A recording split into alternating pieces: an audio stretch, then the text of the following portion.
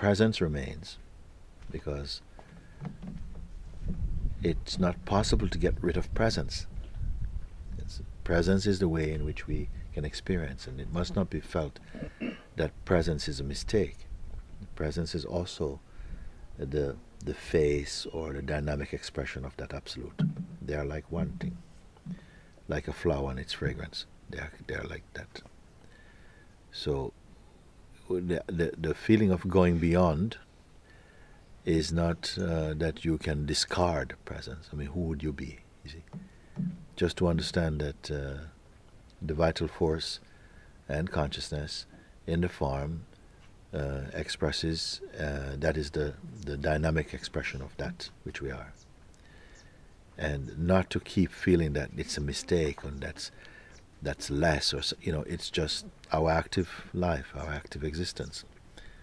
But it is in the realm of duality and changeful. This we know, but something in it that is immanent in it. There is something which is constant in that flux.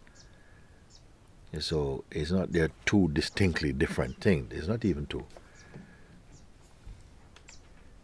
And these are things that can only really be resolved in your own meditation. Enough cannot be with the words alone. It has to get chewed and swallowed and somehow assimilate itself in that. Because really, like what I'm saying is that there's some awareness of a bodiless, I don't know to say existence, but it's so. Yes, or the way we can say it, that within which the bodily existence is perceived. But there's some. It feels like there's some awareness even without the body. Some. Well, there's awareness which is not the body. The body arises in it, so this comes before. Is there always? It is there, like space.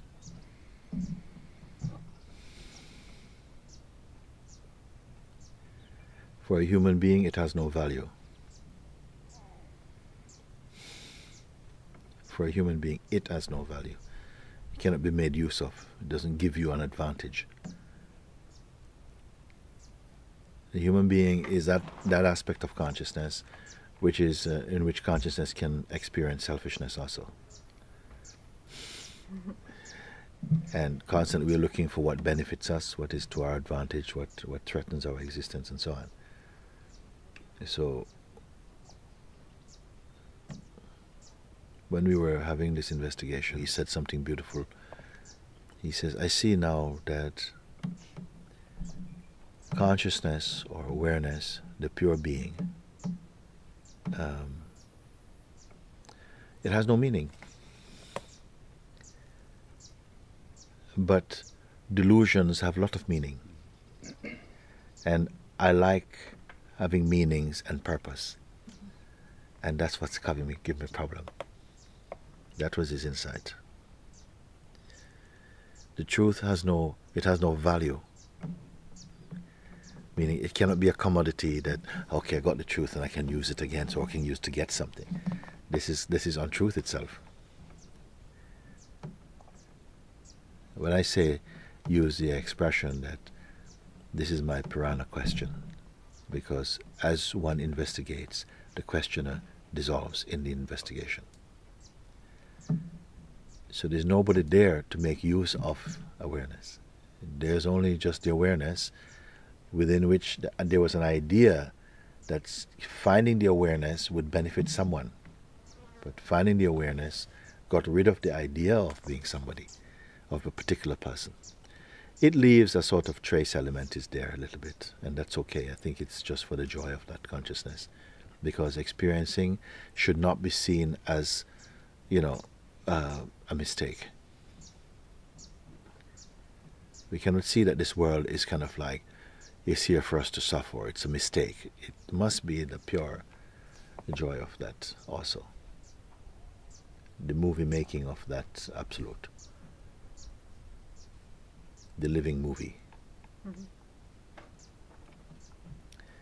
That all this is the screen of consciousness, which is experienceable.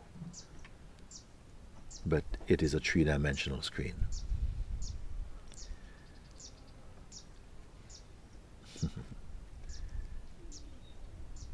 And the perceiver is also in the play. Into the fabric. Yeah.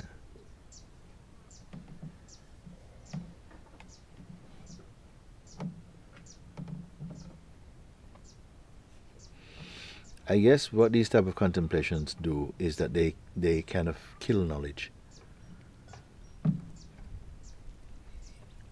It sounds a bit harsh word to say, but it kind of kills.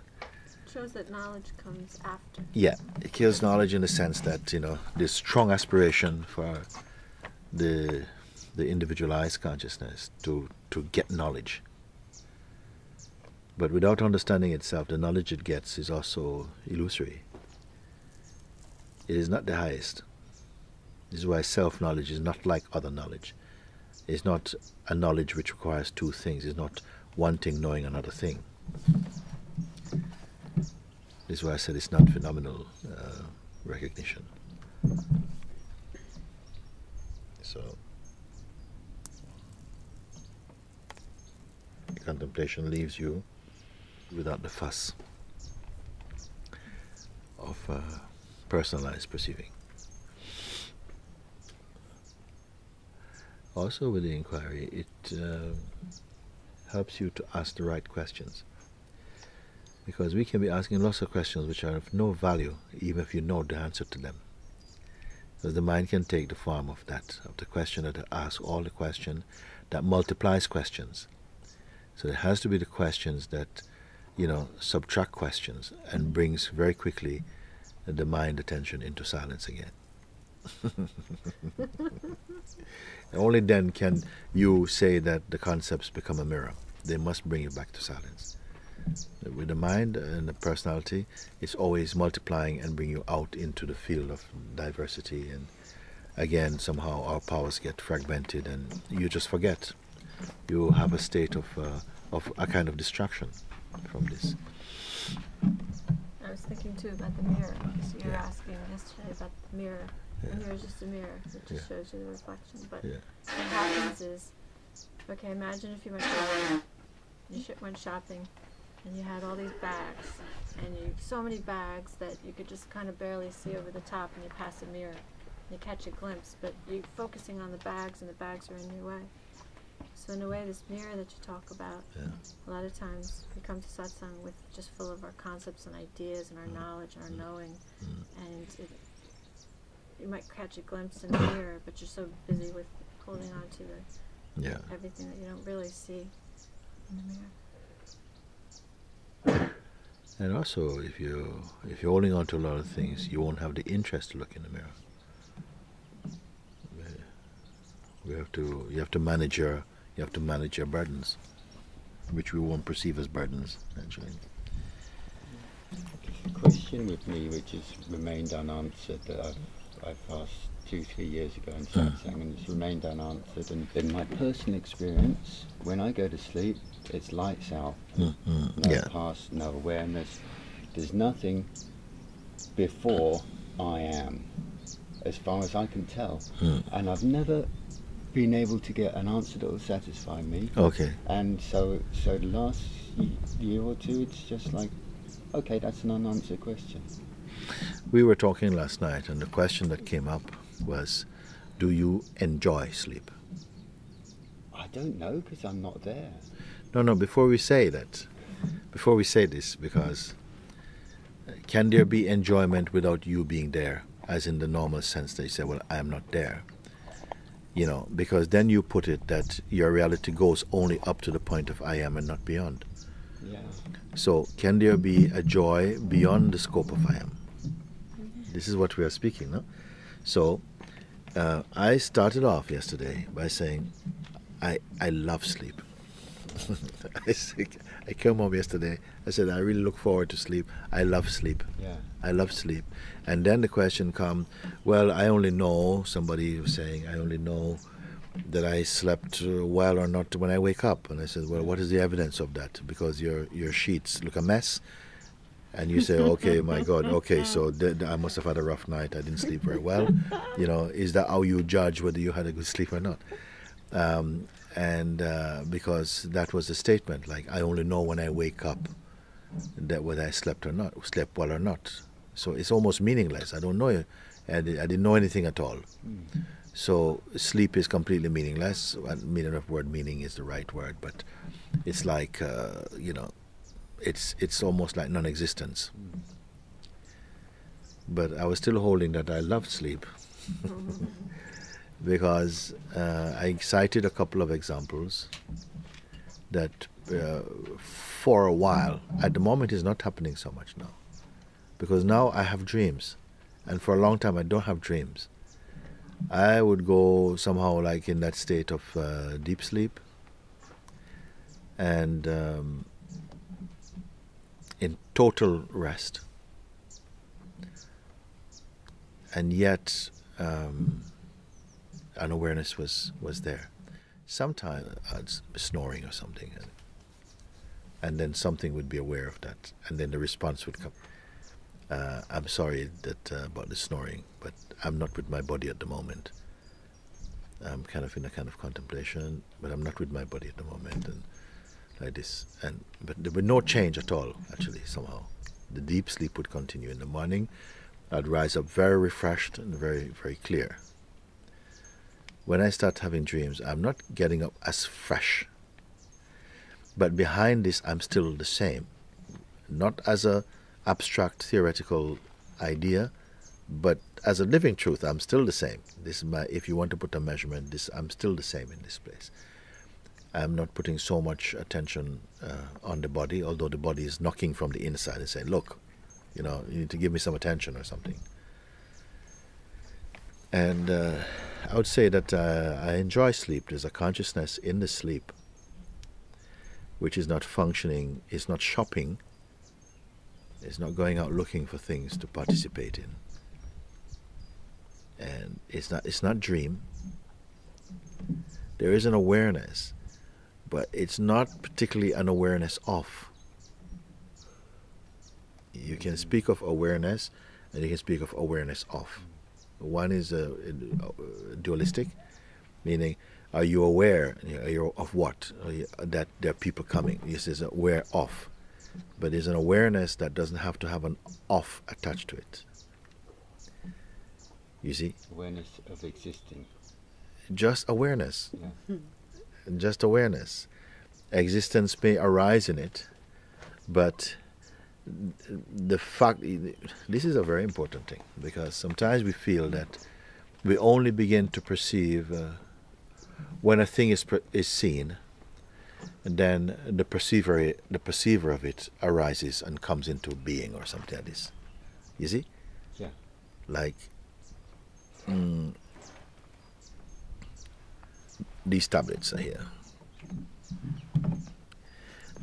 They are completely, would have been here all the time, and are completely not engaged in. So effectively, they don't exist because they're not registering my consciousness. I haven't struck up a relationship with them.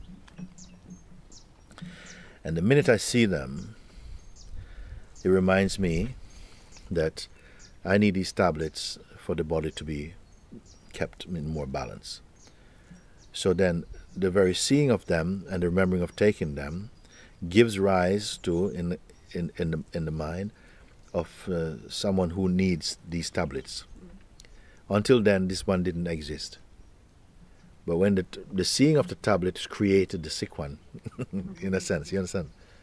So that we can look at it like that, that only when we are interested in something, like other people remind you that you exist, for instance. Your mother reminds you that you are a son. Otherwise, you're not thinking you are a son or something. The person, the relationship you have, your girlfriend reminds you you're a boyfriend. to somebody. Otherwise, you're not these things. So in that moment, that role comes in, and you are awake in that role. And if you're surrounded by your girlfriend or boyfriend and mother, father, your daughter, your sister, your nephew, friend, enemy, employer, all together, which role are you like that? You're speaking with every one of them. Your daughter says, "Hi, Dad." He says, "Hi, darling, how are you doing?" And in that moment, you're Dad. And then your employer goes, "Yes, so Mooji, so, oh, yes, so and so and so and so on." And are you becoming different people?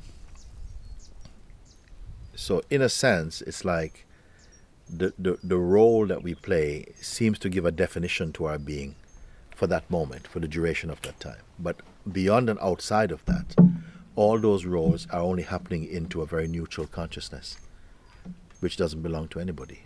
It's not a son or a daughter or a Buddhist or a Muslim or anything. It's just the awareness, and it's not an awareness of, it's just the awareness. Now, can we discern or distinguish the difference? Or are we always compelled by the very fact that we are conscious to be in a role? You may say that the most persistent role is the role I am.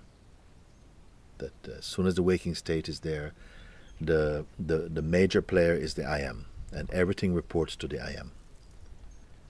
You see? So the question arose yesterday that, first of all our thoughts, perception, feelings, time, space, relationships, experience of phenomena, all our religious views, our conditioning, everything that is known or perceived through the senses or the mind, with the help of imagination or memory, all of these things, all of it must report to I, to the feeling I am, isn't it? That makes sense of them, that defines the context of those perceptions or something. So the I am is the most important, what we call that godly principle inside the body. Because all things, only upon the arising of I can the perception of you be felt, or other be felt, based upon the self-perception I am. And then we see that, but okay, so that must be, that itself is the aperture through which everything on this side of it is the manifest world, including, I put there also the emotion, because if everything here is seen as bound in time and movement and so on, and everything behind the eyes, let's say emotion and feeling and thought and whatever, is also phenomenal to some extent, no? To all of that. But all of it is known to the sense I am, who is the perceiver of them.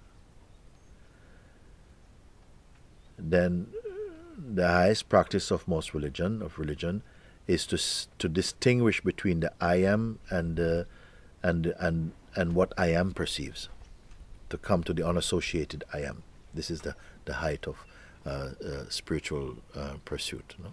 To come to that unmixed sense of the sense I am, the sense of presence.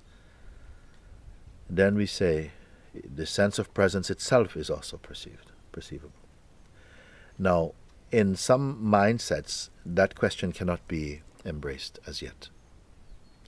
It's too busy trying to get only to the unmixed I am, and it's just cutting through the brambles. It can't get out of them, basically. But there's a point at which the feeling itself, I am, is itself observed. It's very subtle. It's not observed necessarily as there solid being in front of something to be seen, but it is observed in the subtlest intuitive capacity that we know that, for instance, that at this moment we are conscious, and we are in a state of consciousness in which dualistic functioning is taking place, and we are perceiving that. We know and call this phase of perceiving the waking state. So we know that we are experiencing the waking state. Are we the waking state? Are we the waking state and the experience of the waking state? Is that our ultimate truth and reality? Because if we are ourselves only defined by the waking state, and the waking state is not continuous, it's in a cycle of changes between the dreaming state and deep sleep. then you have to then testify that there's some break in your being, that you're 90% you in the waking state, okay, 8.5% in the dreaming state, and maybe what's left, 1.5% in the which are basically concepts. So the way that we know ourselves, our relationship, our time, memory, and all of that, which makes us us as people, as distinct personalities or entities, is that our ultimate reality? This is what I'm putting, you see. Because we only know this and have this experience for maybe 14 hours each day, 16 hours, 14 hours each day. You can be John or Susan or whatever. You can't be Susan for 24 hours because some other states must intervene. They will come choicelessly. So are we more real in the waking state, less real in the dream state, and absolutely non-existent in the deep sleep state? Or is there a reality beyond those changes which we are? Is our reality confined only in the waking state, and the rest we just kind of suppose? Do we have different levels of reality, intensity of reality? Or are all of these can be cast, a net can be cast over all of them as being some aspect of phenomenality or something, that is all phenomena? Whether it's waking state, dreaming state, or deep sleep is a kind of phenomenon. And there is something beyond that which we are, that we are always beyond that, fundamentally, potently, obviously, timelessly, effortlessly, and that the waking state, dream state, the functioning of perceiving state is the smaller part of us. I don't know. Can you say?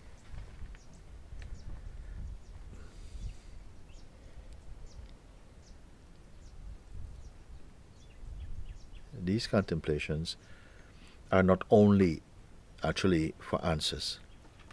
The contemplation itself is doing something. The interned attention itself is revealing more than a conceptual answer can give. Because somehow it dissolves the factory for illusions. The feeling I am, this is what I am. That is producing more noise and more distortions, actually. And if that is cooled down or completely washed out, what is left, which is undeniable to itself, remains. And I don't know if then the present questions will be there with it or not. It doesn't raise these questions anymore. These questions are only fascinating once the feeling I am and I am a person is mixed together. Then that cocktail can produce all these kind of questions that seem to be deeply spiritual questions. But in the pure state, these questions are not even important, actually. Because it's not trying to solve anything. Everything has been dissolved in its presence. So just through the what you may call the tradition and condition and programming of our minds, these questions that seem like they're very potent, important questions, they seem to have authority and power. But in the pure state, they're not there.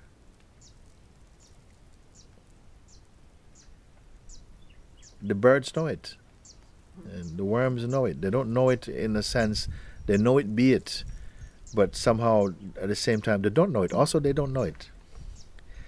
If you conceive of them as a they. I wrote something some while ago, I don't know if you probably remember it. I said, there's no bird inside a bird. There's no tree inside a tree. There's no man inside a man. They're just the forms through which consciousness is dancing. We are thinking that there is a person inside the body. That there's a horse inside a horse, thinking I'm a horse. But there's no such thing. There's just a horse form and consciousness manifesting through that unit. somehow the miracle, it produces this a kind of a working title called me. While it's in this form, it says, yeah, I did this and I did that. Actually, it can say that it, as the vital force and the conscience, is the doer of these actions and not the person. But when it believes it is the person, it feels that the person is doing, but the person is entirely illusory. But that has to be proven inside the heart. It can't be proven on the blackboard. It has to be proven inside the heart that it's true. It's not. It cannot be that.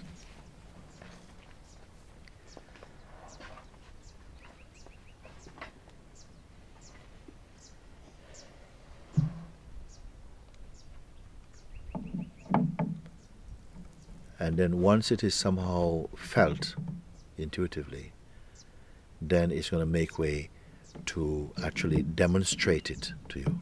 It's going to demonstrate that knowledge to you in a way that is much more tangible.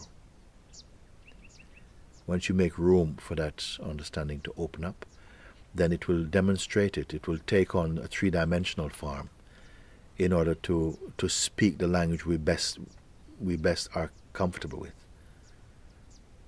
Sometimes it's what the consciousness does. If you're not able to understand it in its subtlety or in its abstract form, then it will embody a three-dimensional scenario to make it really felt in the way that is our most comfortable way of accepting or embracing something.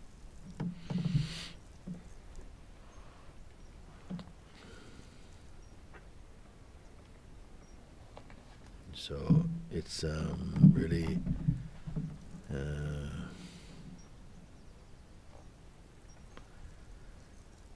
it's already a great privilege, really, to be able to be having conversations like that about these things.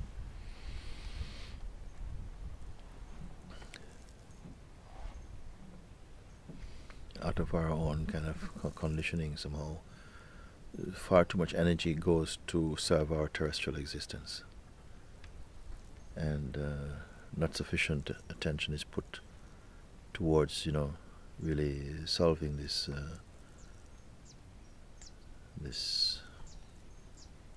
mystery. Not solving it mentally, but really just to, in a way, dissolve yourself in it. But some factors have to come into play, and brought about by grace somehow.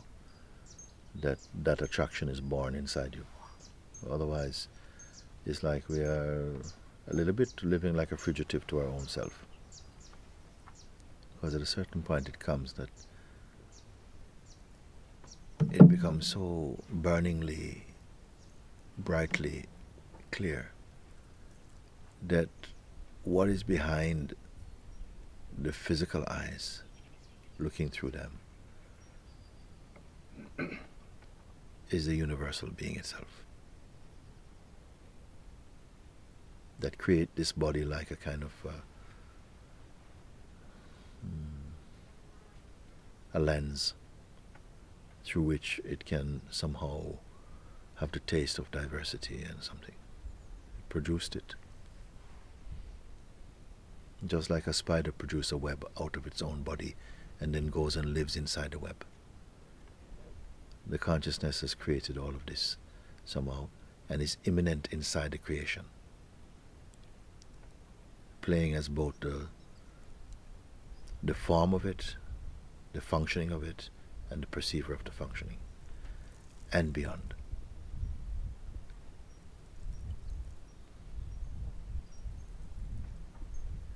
And there is something inside us that allows us to sort of like know that in a way that you just cannot explain how that is known.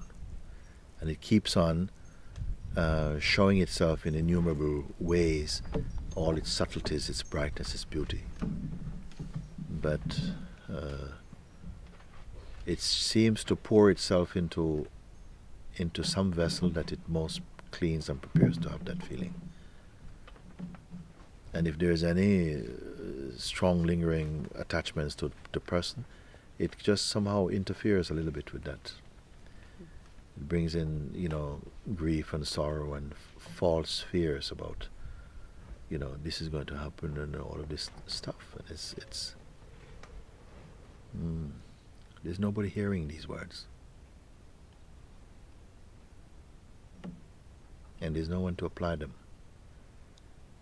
They happen, and if they please the consciousness, they blossom somehow and come into full flowering and fruit by themselves. There's nobody doing it. If it comes to be this idea that there's someone inside who does that, then it does it very awkwardly. But if the understanding somehow flourishes internally because somehow it brings a sort of satisfaction to the being, then the outcome of that, no one can copyright that.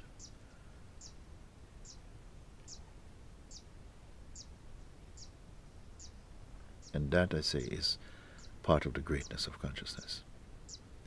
That things are just, again, coming back to an original harmony, which is original to us, that harmony, but was momentarily distorted through perception rather than through actuality. But that distortion gave rise to all this mischief, all the trouble. Because we start to conceive of ourselves as merely the bodies, and so restrict and confine our energies, which is also a part of the play, the great play, for a while. But it's never fixed. The coordinates are never fixed. It's constantly changing, evolving somehow within that. Within its own dreaming. It's like the God is growing and maturing inside God's own dreaming. Dreaming within the perfection, a dream of imperfection. And a kind of a return to perfection. This is the whole story of the dance of the manifestation, not just for the human being, but for all the sentient forms, or in that evolutionary drive. What an amazing thing.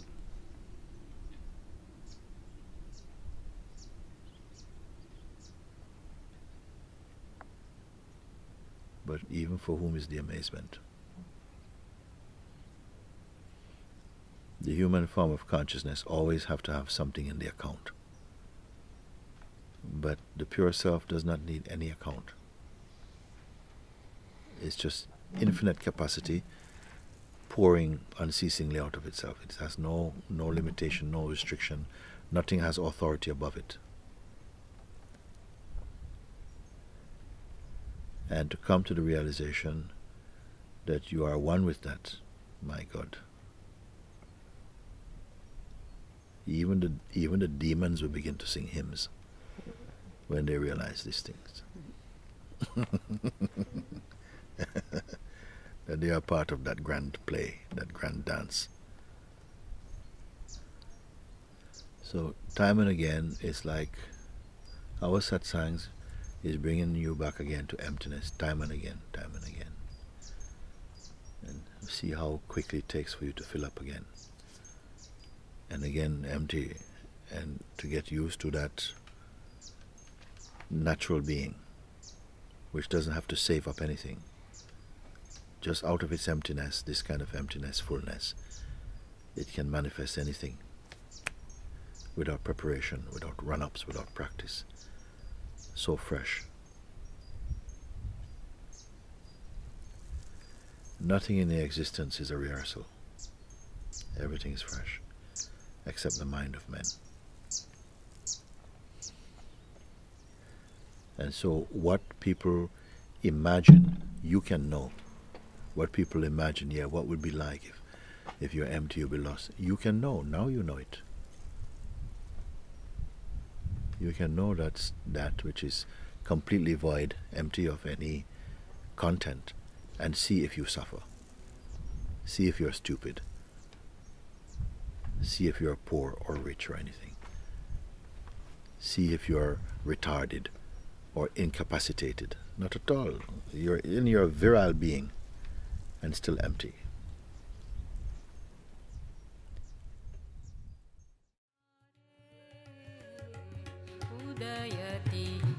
उदयति उदयति भानुः कुपितकृशानुः पूर्वदिशि